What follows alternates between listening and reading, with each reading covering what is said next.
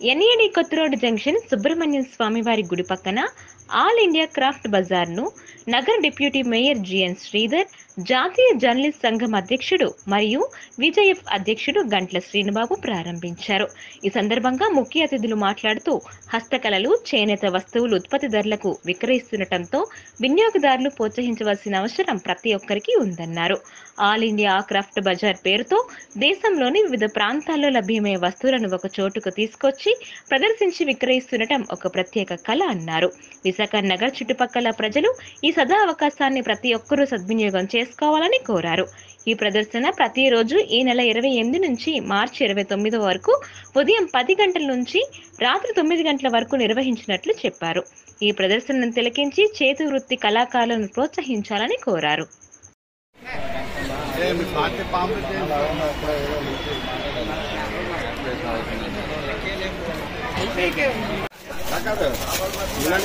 Open చేయి. గోలు గోడు ఆడలేదు, మొగలేదు.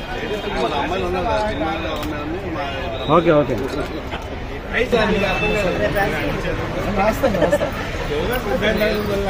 గ్రేటర్ విశాఖపట్నం ఎన్ఏడి జంక్షన్లో హ్యాండీక్రాఫ్ట్ బజారు సలీం గారు, నషీర్ గారు ఆధ్వర్యంలో మా మిత్రులు గంట్ల శ్రీనుబాబు గారు, నేను కూడా ఈరోజు ఓపెన్ చేయడం జరిగింది. భారతదేశంలో అనేకమైన రాష్ట్రాల నుంచి అనేకమైన చేతులు కానీ రకరకాల వస్తువులన్నీ కూడా ఒకే చోట దొరికేటట్టుగా ఏర్పాటు చేశారు. గతంలో 2 సార్లు ఎన్ఏడి జంక్షన్లో ఎగ్జిబిషన్ పెట్టారు. మరి ఈసారి కూడా 3వ పెట్టడం. మరి ఎన్ఏడి, గోపాలపట్నం, సింహాచలం, పెందుర్తి చుట్టుపక్కల ఏరియా వాళ్ళు ఎవరైనా కూడా మన ఇక్కడ మంచి రేట్స్లో అన్ని వస్తువులు కూడా మంచి క్వాలిటీలో లభిస్తూ ఉన్నాయి.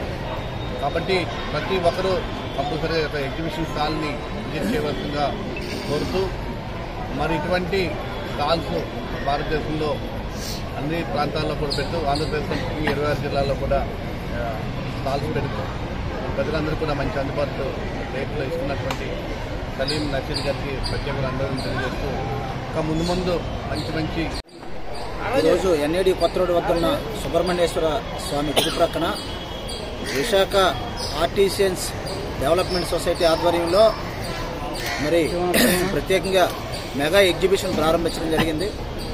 విశాఖ నగరపాలక సంస్థ deputy mayor, YSR Congress party నాయకులు, మా సోదరులు జిఎన్ శ్రీధర్ గారు ముఖ్య అతిథిగా విచ్చేసి ఈ ఎగ్జిబిషన్ ప్రారంభించడం జరిగింది.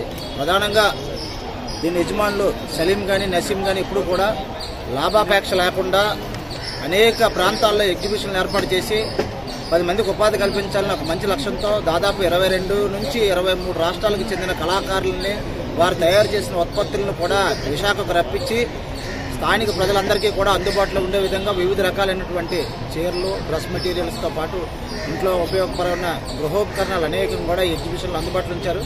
కేవలం నామమాత్రం ధరలకే. మరి గతంలో కూడా శ్రీధర్ గారు ఈ ఎగ్జిబిషన్ అనేక ప్రాంతాల్లో ప్రారంభించారు. మధురవాడ శిల్పారామంలో కానీ, ఆర్కే బీచ్లో కానీ, లేదంటే ఇతర శ్రీకాకుళం జిల్లాలో కానీ అనేక ప్రాంతాల్లో ఎగ్జిబిషన్ ఏర్పాటు చేయడం, దానికి శ్రీధర్ గారిని మరి నన్ను కూడా మా ఇద్దరిని సోదరులిద్దరిని కూడా పిలవడం జరుగుతుంది.